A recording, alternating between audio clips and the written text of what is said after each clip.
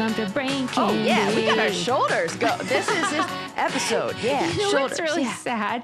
I was actually practicing in the mirror the Brain Candy bump because I didn't want to be too army. And I was like, she said she could do without arms, you know?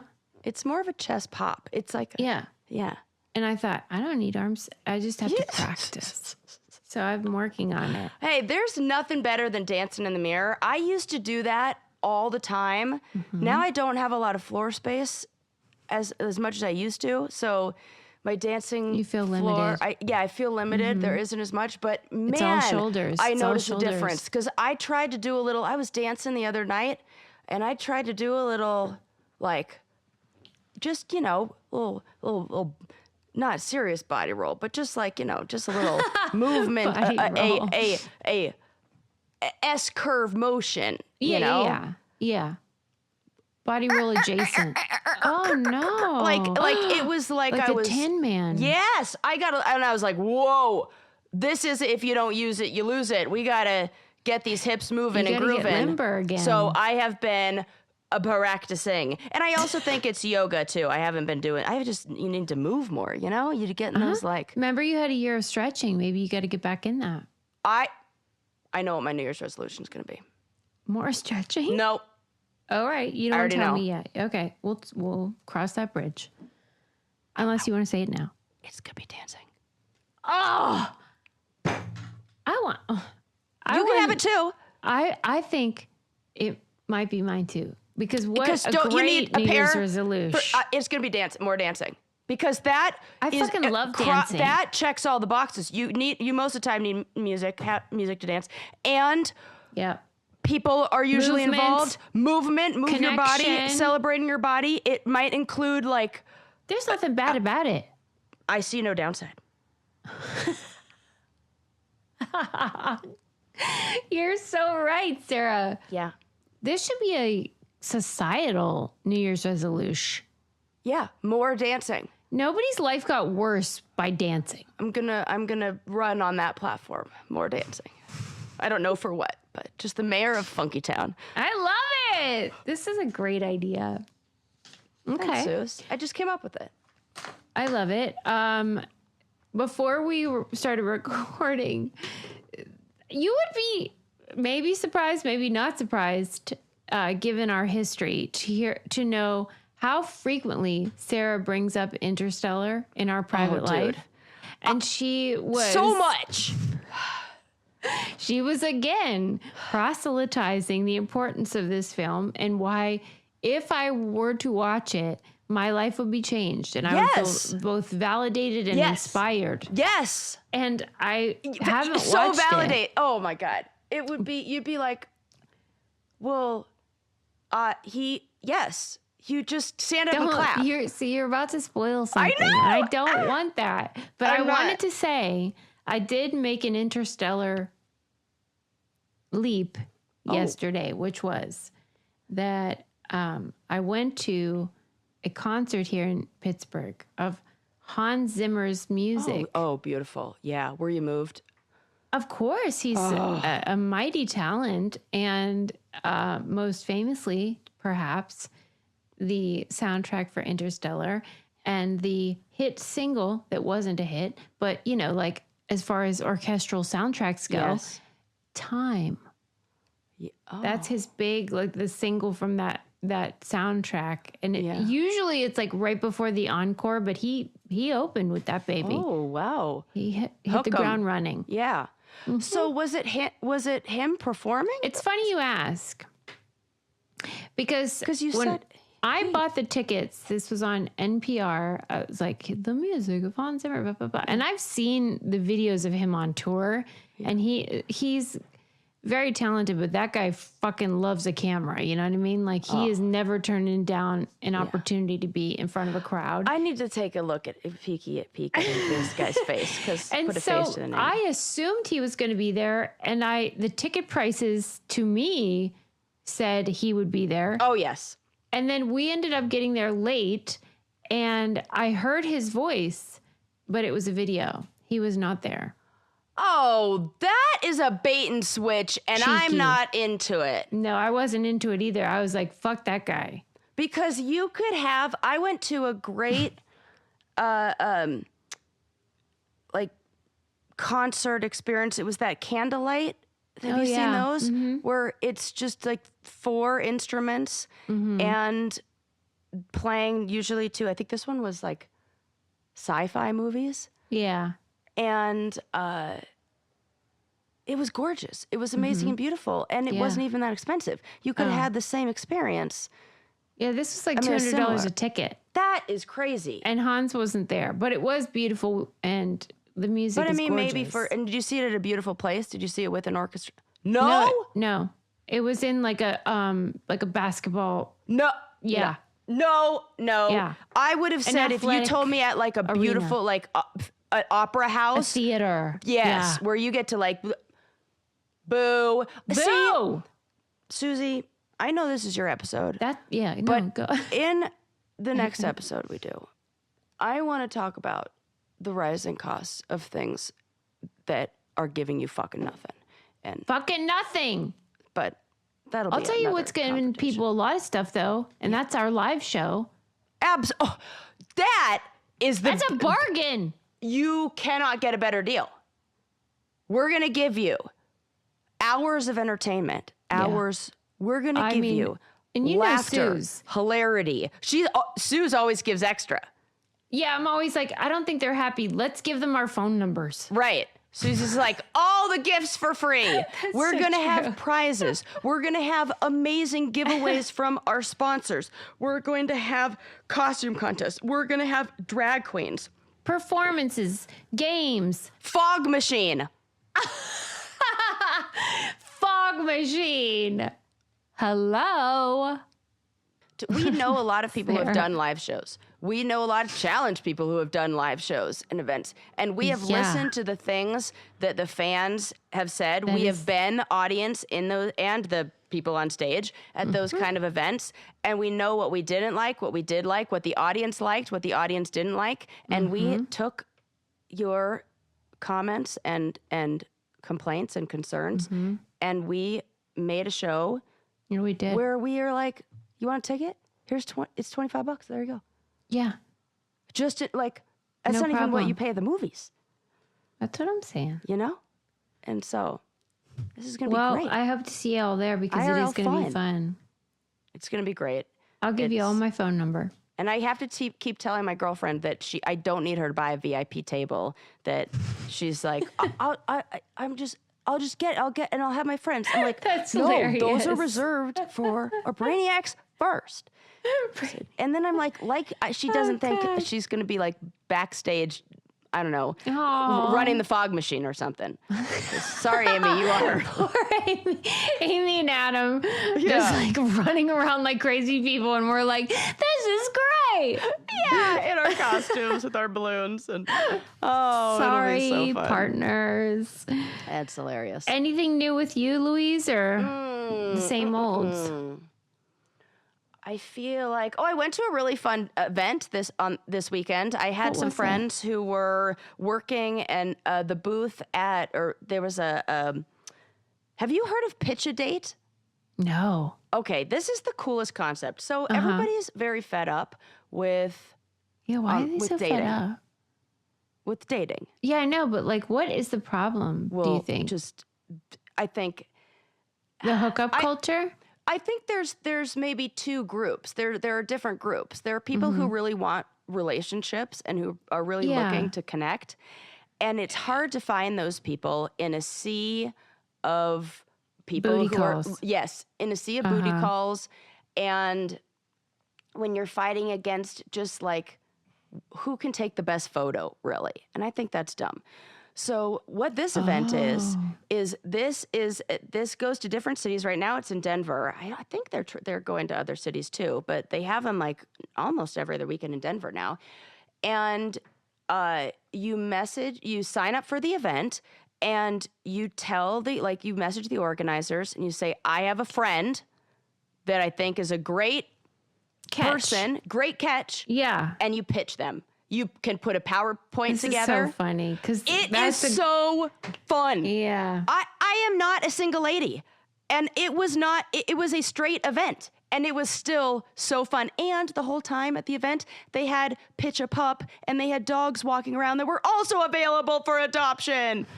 I mean, and then in the middle, they great. had like speed dating going on. So like so it was people just pitching their friends, and then they would put a QR code or their phone number up there. And this happened in like one of the main centers in Denver, and it was so much fun. That's really cute. It was really cute. They had all these different what made organizations. you go though?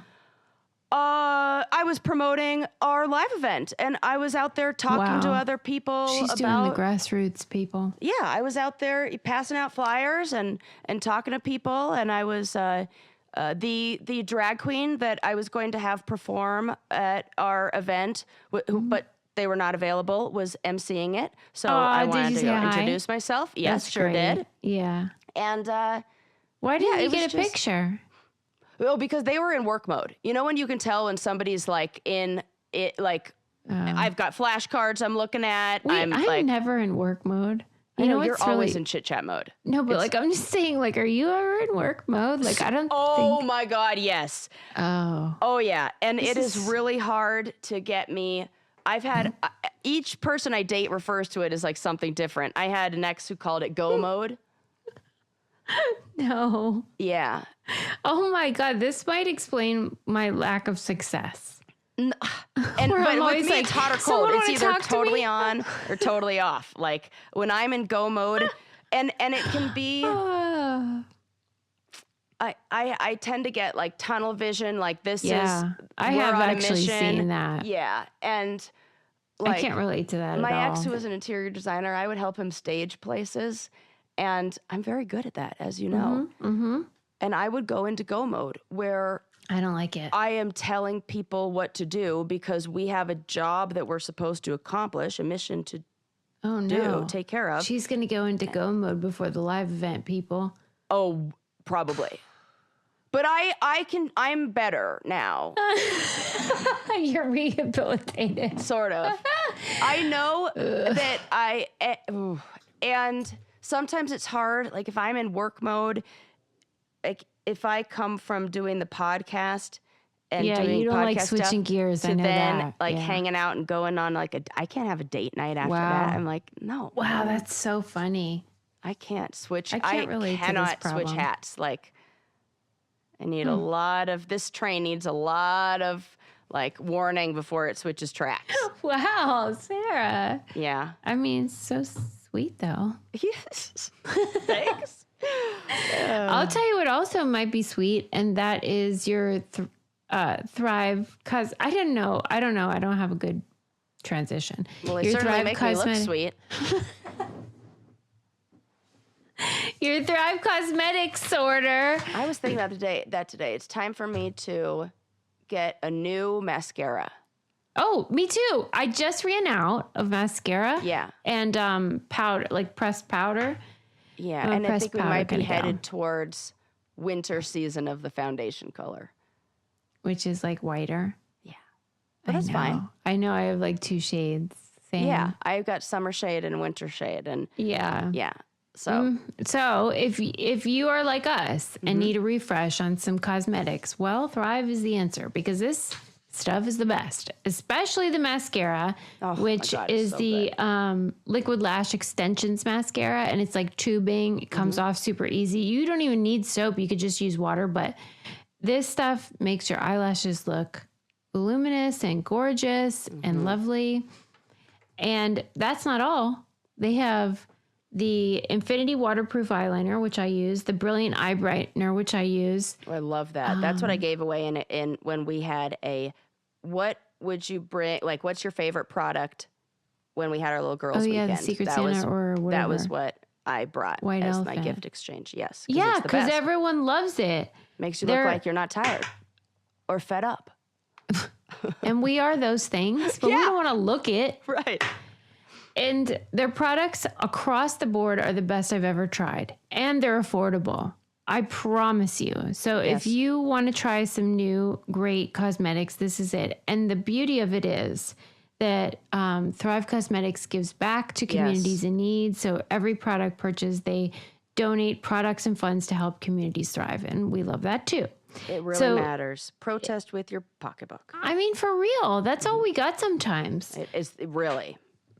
Don't get us started. Right. Complete your fall look. Go to thrivecosmetics.com/braincandy for an exclusive offer of 20% off your first order. That's Thrive Cosmetics, CAUSEMETICS.com/braincandy. And if you're ever wondering what any of our partner codes are, they're on our website, which is thebraincandypodcast.com. We have a candy codes page, and you guys using them has basically kept us on the air for 10 years. So thank you so much for that. Thank you so much. All right. What would I do if I didn't have this job? Don't, we cannot go down that road. No. Every time I do, I end up like a sex worker. Yeah. All right. Let's start with, do you remember when there was a scandal in the Conquer competition? I don't even know what the fuck the Conquer competition is. What word did you just say to me? Remember how I talked about how, like, you know, in the Buckeye in Ohio, the Buckeye, Ohio. Yeah. Do you not know? I mean, as in the state? Yeah. Right. The mascot. Yeah. Of Ohio. Buckeyes are sort of like similar to an acorn, but it's like a chestnut. I don't know. Yeah. Oh, yes. Falls. I remember this. Yeah. There was a and it was them clashing together. Yeah. The Conquers. Yes. Okay. That's right. But yes. Refresh our listeners' memory. Okay. So back like a year ago, there was a scandal. They have these Conquers, and I only know about it from Adam because in England, this is evidently like a big thing where you're like, I think you put a hole in it and then you put like a rope through it and you do something where the Conquers hit each other, like these little round It feels very things. Australian. It really does. Like and if you were like, to tell me this they invented a boomerang and this thing. It's like that makes sense. Yeah, it's some sort of Conquer game. Yeah. Anyway, there was some sort of scandal where people thought they had... And she's saying conquer as in like things conking into each other, not conquer as in with a Q, right? Right. It's a CONKER, but that's what they're called, these little guys. They're called Conquers. Yeah. Yeah. And anyway, I love when there's some sort of cheating scandal in a competition that doesn't matter. Right. Where the prize is like $8. I even love it when it's like fishing, where there is a lot of money at stake, but where they like shove metal into They those. love cheating on those. It's like 1 foot on the scale kind of thing. Yep. I love those kind of cheating scandals. I don't love it when it's on a reality show where Sarah gets screwed as much. But it does make for good Google content. Johnny Bananas Adderall and DM me. We'll talk. Oh. Anyway. Call to action. I love it. I'm just saying, I don't like that kind of cheating. Right. But I do love the kind of cheating that doesn't matter. Right. And there is a new cheating scandal. And this time it is in the world of skipping stones. Now, this is something that for a while my algorithm really thought I loved. Probably because I had some skipping, my own like rock skipping content up. Oh, because you were throwing them and then... Oh, yeah. I'm a big fan. They were like, she fucking loves skipping stones. Yeah. Do you, though? Yeah, they make a great sound. You're like, the and algorithm was if right. I see a lake, there is pretty much 100% chance that I'm going to do that, unless it feels like one of those lakes where there's like a lot of fish underneath. Like there's a lot, like something that I could hit. You feel like it's disruptive. I feel like I've learned it's kind of like the wildflower thing. Like I'm like, oh my God, they're so beautiful. I want to pick them all.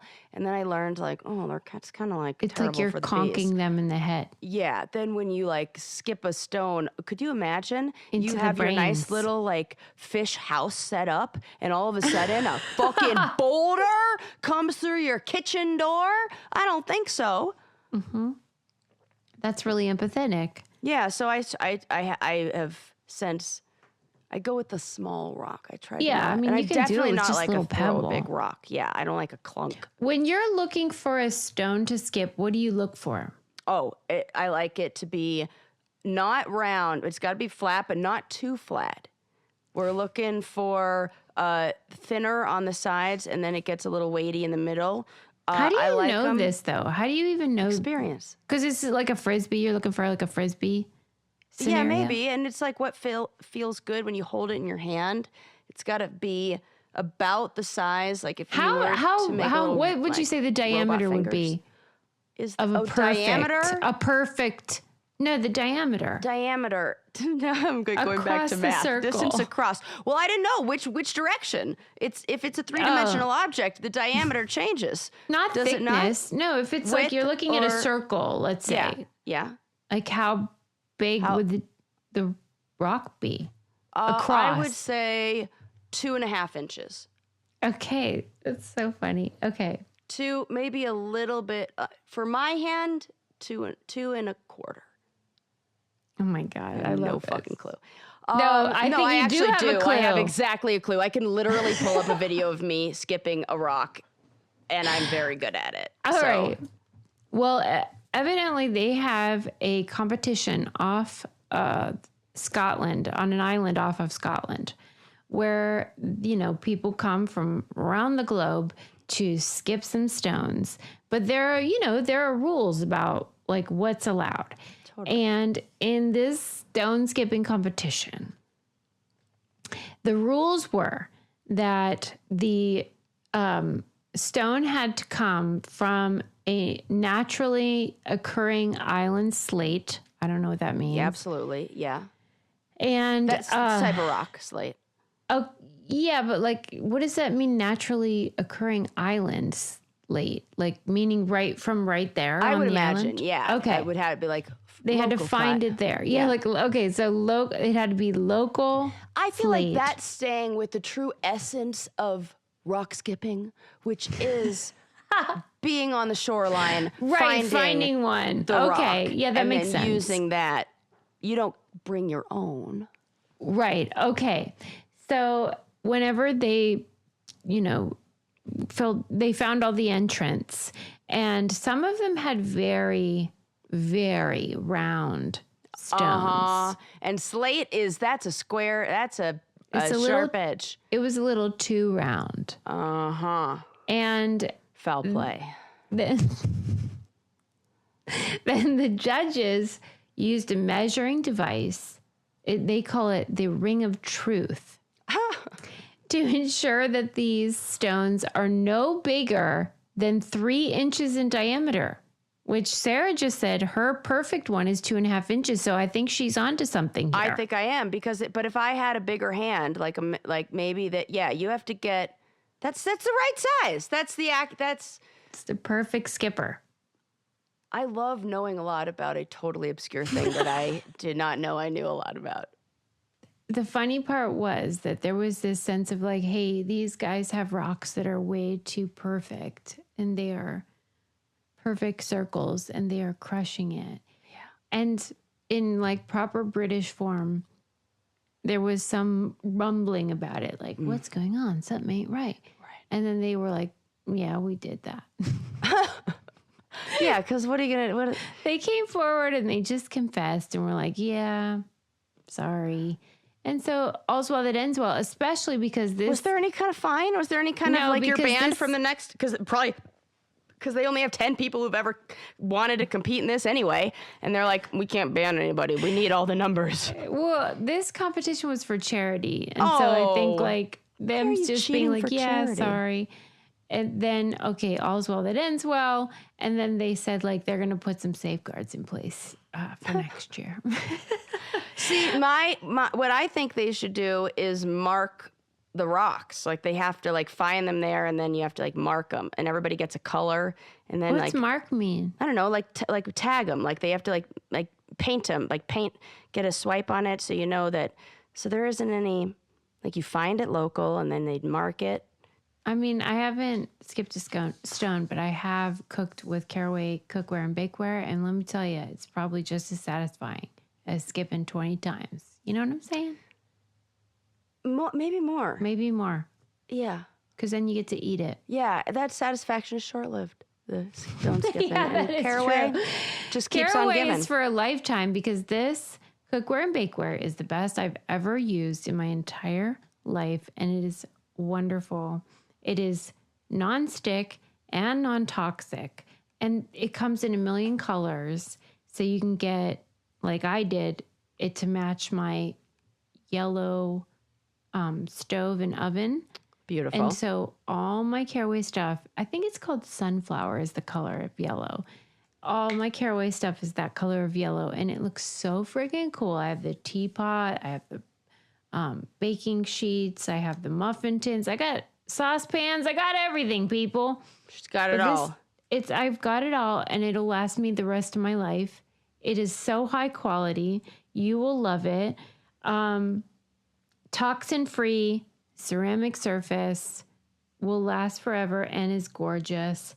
Caraway's cookware set is a favorite for a reason. It can save you up to $190 versus buying the items individually. Plus, if you visit carawayhome.com/braincandy10, you can take an additional 10% off your next purchase. This deal is exclusive for our listeners, so visit carawayhome.com/braincandy10 or use code braincandy10 at checkout. Caraway, non-toxic cookware made modern. You're going to see that soup pot out a lot this season. Yeah. Love it. I mean, their stuff is so awesome. Yeah. All right, well, next up. I love a controversy. Good story, Suze. Did you start watching the Charlie Sheen documentary? I knew we were going to talk about this. I have a confession to make. Oh, no. What do you think I'm going to think? What do you think I thought? You love him. No. You hate him. I thought he was fucking dead. Whoa. I thought he was dead. And I was like, why are we doing this with people? Why are we like, this guy is a shitty person. Like, why are we making a documentary that so glorifies, like, that's so kind to somebody who is really very destructive? And then I was like, I Googled him and I'm like, oh fuck, because there was nothing at the end where I was like, wait, is he alive? I thought he died.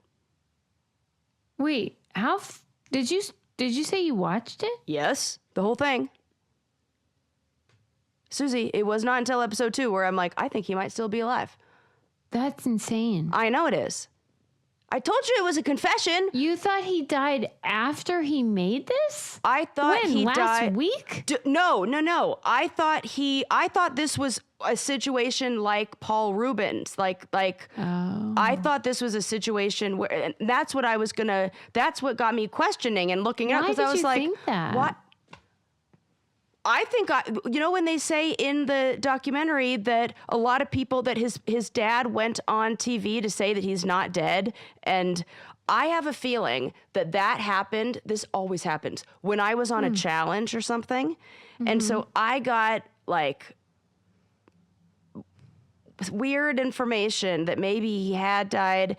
And then I, in my head, thought that Denise Richards doing the Real Housewives thing was like her being out of hit. I don't know. I was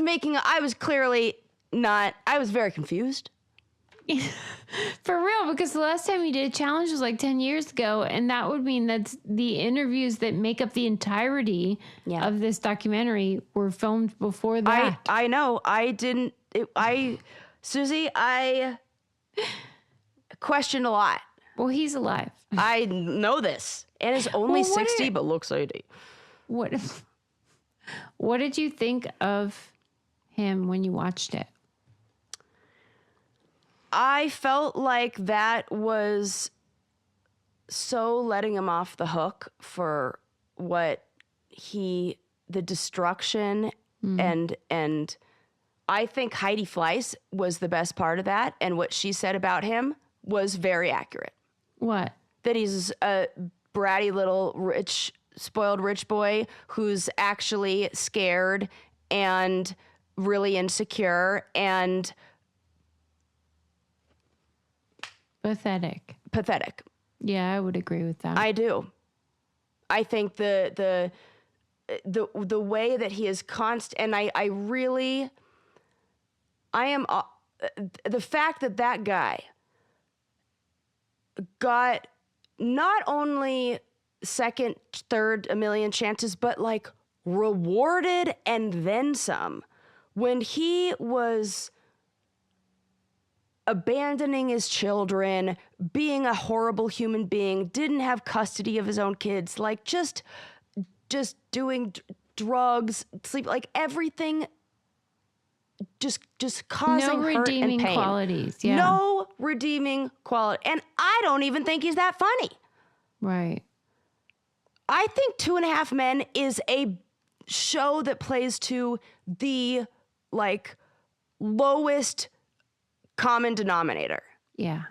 The jokes aren't, I had a friend who worked on that show. It is not funny. The writing, it is cocaine fueled, and it's that kind of environment is just it gives me the heebie-jeebies. I really don't like it. It was painful to watch a lot of that documentary. Yeah. And I really feel for those children. Oh, and the fucking tour with his messy ass tour at the end, cash grab, and people like just cheering for that. And it just is like, why are we? Why do people not us people, not people listening to this podcast, but why is there this group that loves this person who is the rebel who gets to say everything that they want to, and there are no consequences for them, and they are like just give the middle finger to the rebel boss man. kind of thing. They don't like it when it's a No, woman. they hate that. Why do they like Roseanne? They don't like. Right. Which is very similar in its psychosis. It reads as it actually is, which is a mental health problem. Absolutely. And something that should be handled privately. But when men do it, it is seen as sort of anarchic in a way that is very appealing to other men. I hate it so much.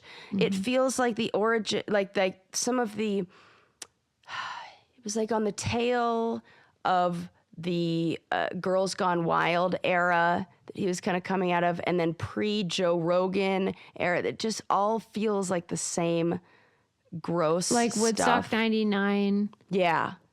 Sort of white male disruption for no reason. And we're still seeing that, and maybe more so now, in even more violent and terrible ways. But that's what it feels like, where men are cheering other men on for being countercultural and chaotic and nihilistic. Yes. That's what I think. Rewarding it. Yes. That I think is what I hate the most is, and that I can see behind the facade that people put up. I don't know if it's an empathetic, like an empathy thing, or like a therapist thing, or my mom's a psychic thing. But it feels like I can feel the person's pain even when they are cheering, and like that, or you could like see the destruction. Yeah. And I don't understand how you can ignore, like how you can cheer and glorify something that is so shallow and superficial and behind closed doors is something in reality that none of those people cheering would actually really want. Mm-hmm. If you said, all right, swap lives, you get to be Charlie Sheen, you get to deal with the drug-induced psychosis, you get to deal with going to really sketchy apartments in who the fuck knows what part of town and almost getting beat up because you're going to pick up a prostitute or whatever. Go and then come back home and kiss your kids. and see if that is actually a life that feels good for you. Because that doesn't fucking feel good for him. But to see a whole crowd of people cheering when that's what he's actually doing, I'm like, what are we doing? And this is what I feel the same way when this season, I'm getting all upset now.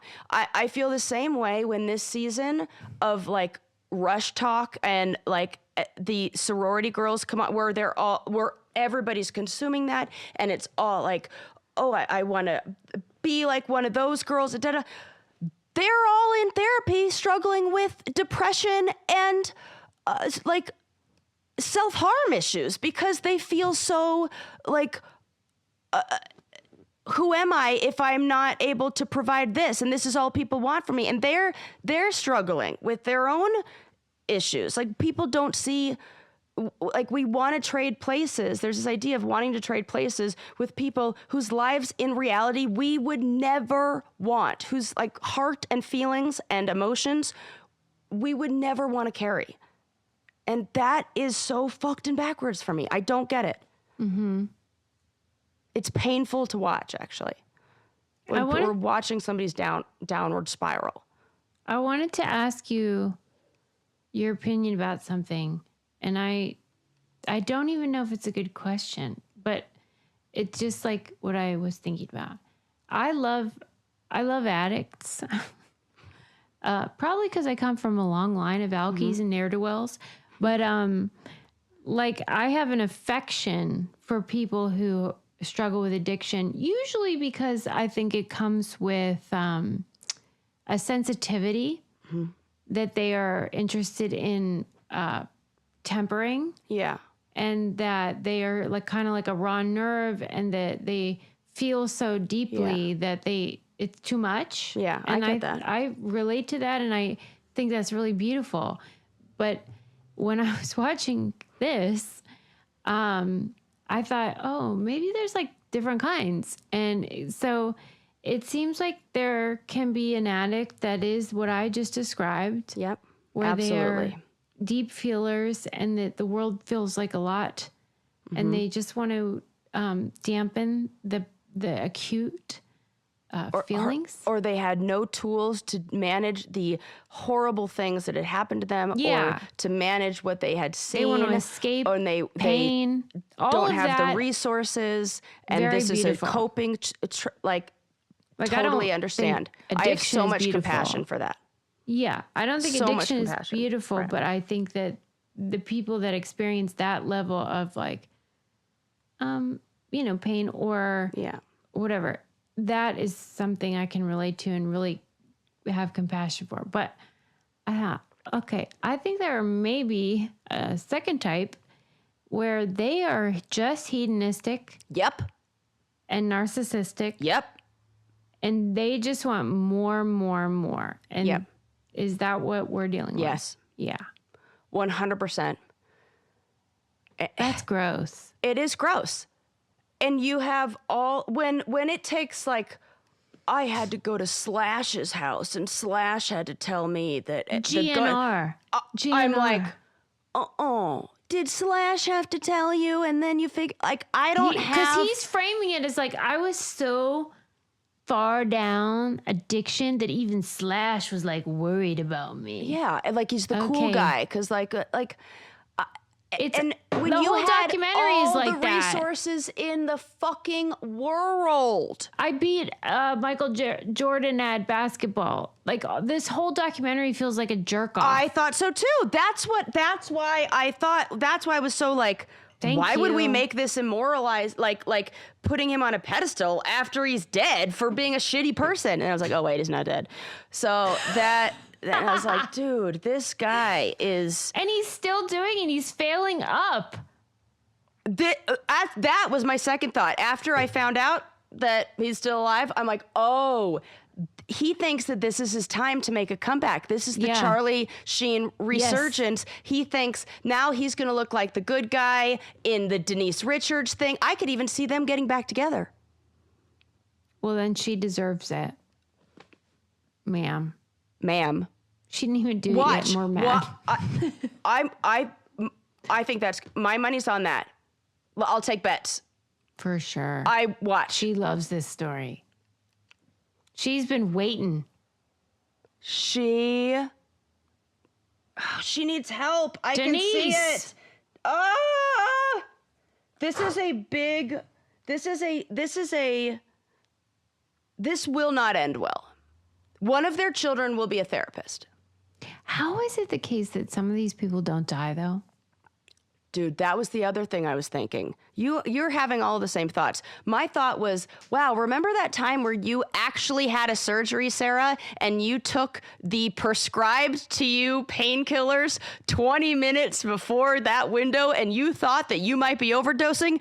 You're crazy. Like, that is actually cuckoo crazy. Like, I'm psychotic for thinking that. Like, the way his body was just a human trash can, the way he treated it like such, and died so many, like, I read this article. The body is freaking resilient.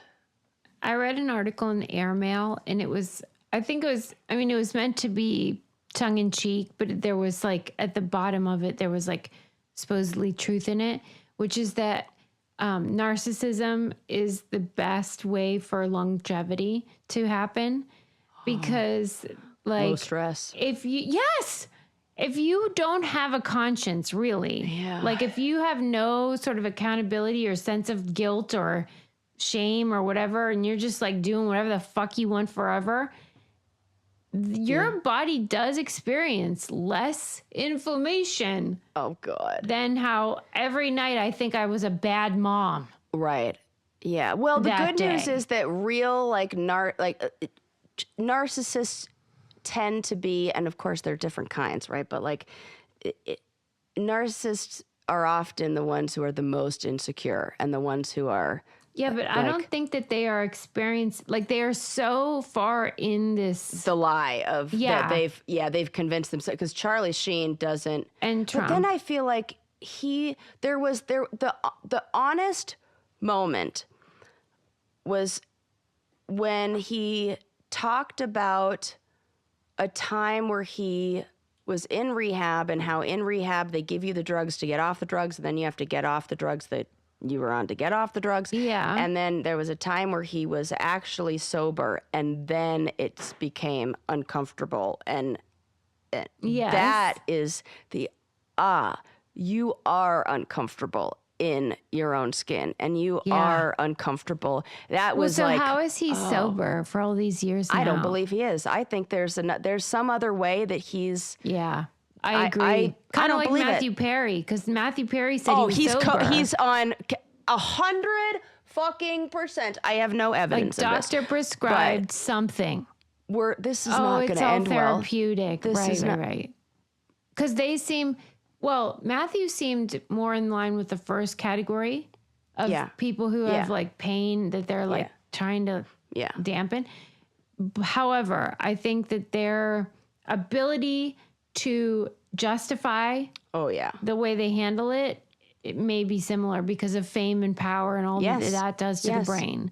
Absolutely. Where they're just like, oh no, a doctor's giving me ketamine or fucking psychedelics or whatever the hell it is. Or I keep people around to party with, and as long as there are people around, that validates that lets me know that what I'm doing is okay. Mm-hmm. That I'm okay as long as somebody else is engaging in this with me. Mm-hmm. And it's the classic enablers. Mm-hmm. And Denise Richards, I'm sorry, is kind of one of them. Well, and I'm sorry, he's not that charming. He's not. I don't understand the pull.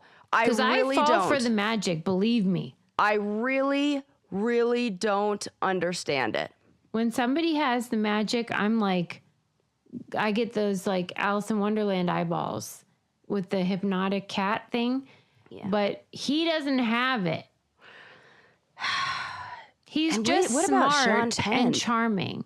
Sean Penn has it more than he does. Well, yeah, no, I know he does, but I'm just saying, what about his participation in that? Yeah, what do you think?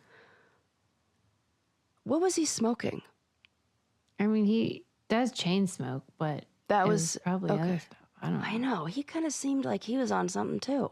I think it was probably cigarettes, but he probably is on something. It just seemed a little like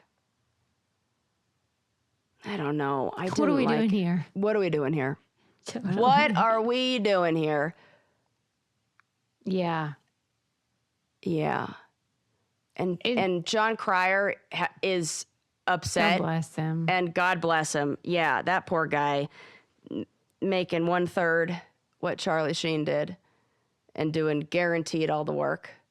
Sarah, this is our life story.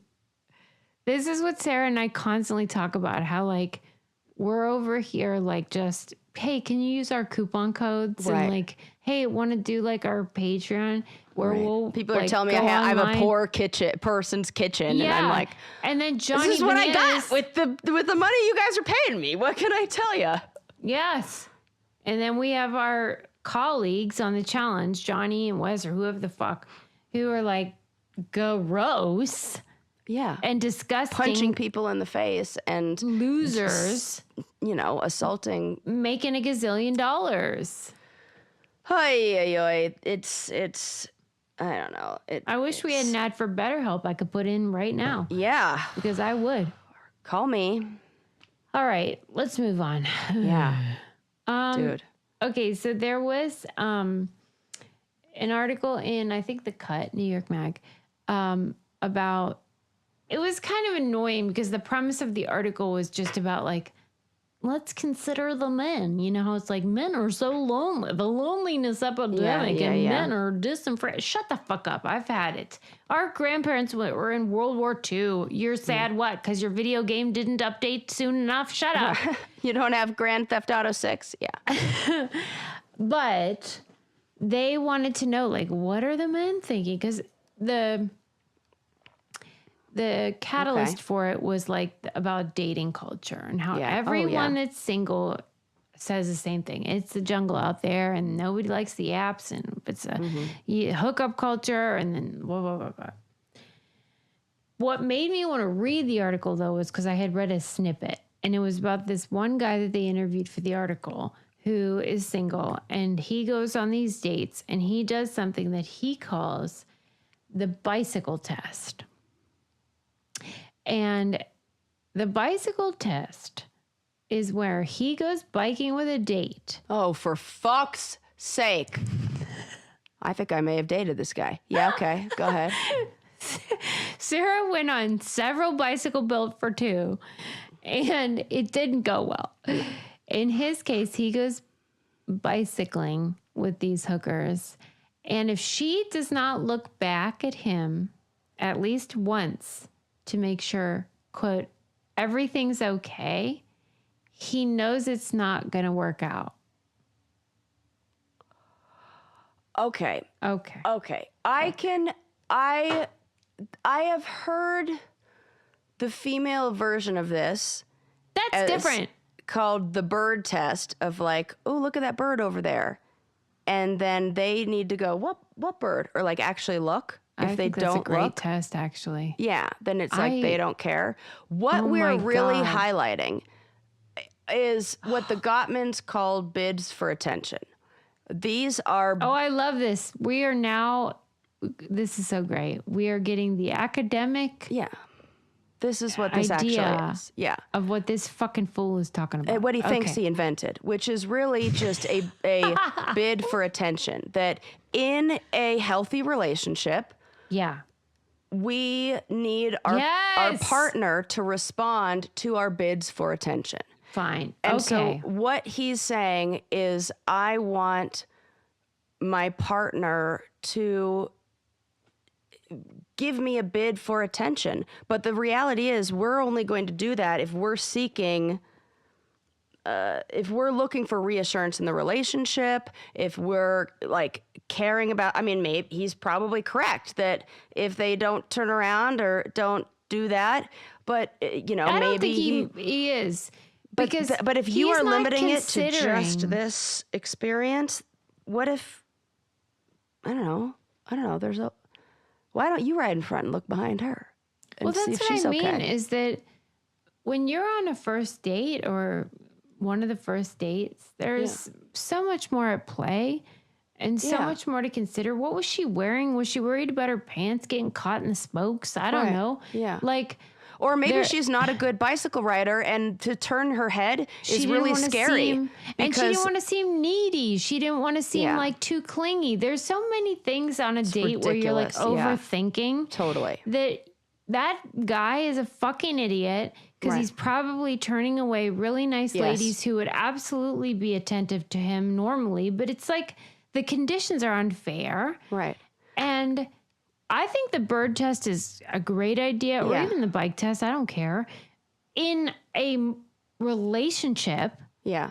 where you've Yeah, established right. something already, and you want to know, like, does someone even care if I'm here? Or And to be honest, I think the actual act of putting somebody through a test yeah, on the first date is not coming in with the right energy and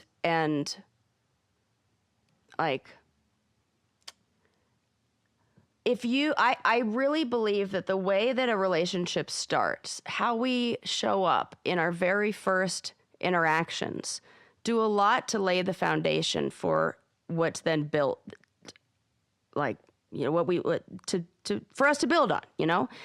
And if a relationship starts with somebody testing another person, I would imagine that we will continue to see a pattern of this person putting their partner through tests rather than actually communicating with the partner. That the tests are a way to avoid communication. To say, because what he could say is, how are you feeling on our date? Like, I'm feeling like really good about this, or whatever, or, you know, or I always like to follow like the 4 agreements, and one of them is don't make assumptions.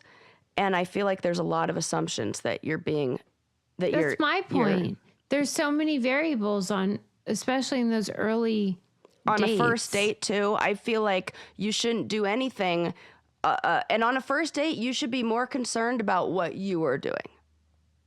Yeah. Am I being attentive? Am I asking her questions? How can I, what do I feel like? Do I feel comfortable? Does this person make me feel grounded and safe? I think there are a lot of other ways to do that. But if you're concentrating on, is this person turning around, or is this person, you know, I think you might miss some of the other clues or other indicators that this person is interested or would be a good partner.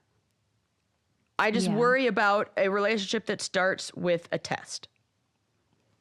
Well, when we might see that pressed, more. this person, you know, when pressed to say, like, why don't you just like tell her what you are hoping for, and then see how that goes, instead of like testing some thing that she doesn't even know she's being tested on. That's not fair, right? And he said, I don't want to deal with like the shaming of that, or sort of like the A thing follow-up question? No, he feels like he'd be rejected. Sort of like, you remember that I forget what they call him, like New York Caleb or something. That guy that went viral on like TikTok, where in the New York area, where he was so fucking shitty to women that they all started talking about. West Elm Caleb is his name. Yeah. So he worried that by sort of being forthcoming, that would be leveraged against him. And this is what delighted me about the article, was that a lot of the men that were interviewed, their fear is about how like we all fucking like screenshot their texts and show our girlfriends. Yeah. Because we're doing Stop being that. fucking shitty. We're doing that. Yeah. And we won't stop. Never, and the ever. reason we're doing it is because you're so dumb. Because you're saying wild shit. Wild. And we need other people to see it and be like, that's fucked up. Yeah. We're not doing that. I feel like this would, sorry, go ahead. No, go ahead. What he's saying is the equivalent of a straight woman saying, well, he didn't hold the door open for me one time, so I'm not going to go on a second date with him. And That's what they stupid. hate. that's stupid. That's what the men are saying. I hate that women are like that. That is stupid. I totally agree. Don't be like that. Don't be like that. Because maybe he's nervous. Maybe mistakes. he forgot. Maybe there's 1,000 other, we shouldn't be going, reasons. oh, that's why. Could you imagine? You can track it. You can be like, and then keep tabs on it and see if you see a pattern. And maybe he's one of those guys who thinks, well, if I hold a door open for her, she's going to think that like I'm trying to make her like she can't hold a door or I don't want to comment. So like maybe tell him, hey, I like it when you hold the door open. Literally, and then he should say, likes that. I like it when you turn around and give me a smile when we're bike riding. This is called being vulnerable. And what he doesn't want to do is that. So... yeah, I'm not into that. So I just feel like... I'm not into any fucking test. Yeah. My ex definitely would test women with mountain biking. Well, that was cruel and weird. Yeah, and then when they're like, oh, you passed. I was like, well, did I? He said you passed even after crying? Well, I did cry. I cried every time. I did cry, but I passed because I did it, and was like, oh, yeah, I'll send it. Like, no, white terrible. Straight men don't need to be putting anybody through any tests. No, I can't with that. Our whole life is a test. Right. I'm lucky to be alive, I'm telling you.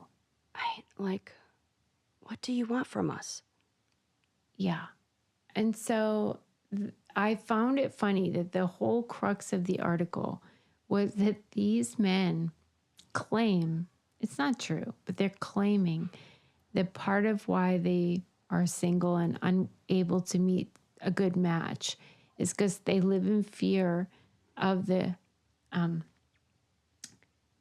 shame of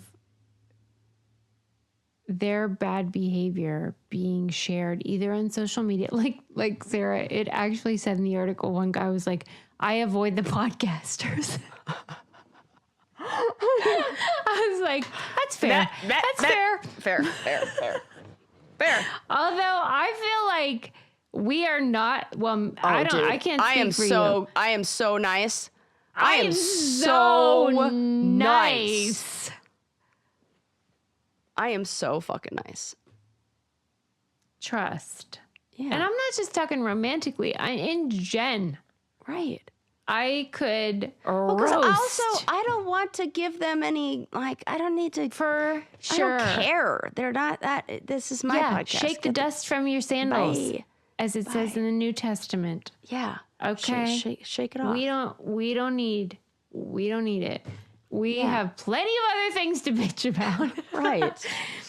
Okay. Oh, anyway, that's very funny. Stay away. Thank you for listening. But you know what? Last thing I do want to say on that is that this is the problem. This is what we talk about all the time with the comfort crisis. And this has to do with us avoiding negative feelings. And I don't like anything that makes me feel uncomfortable. Shame and these kind of feelings are correcting emotions. They're emotions that correct and change our behavior. If you don't want to experience that shame anymore, I got a great idea.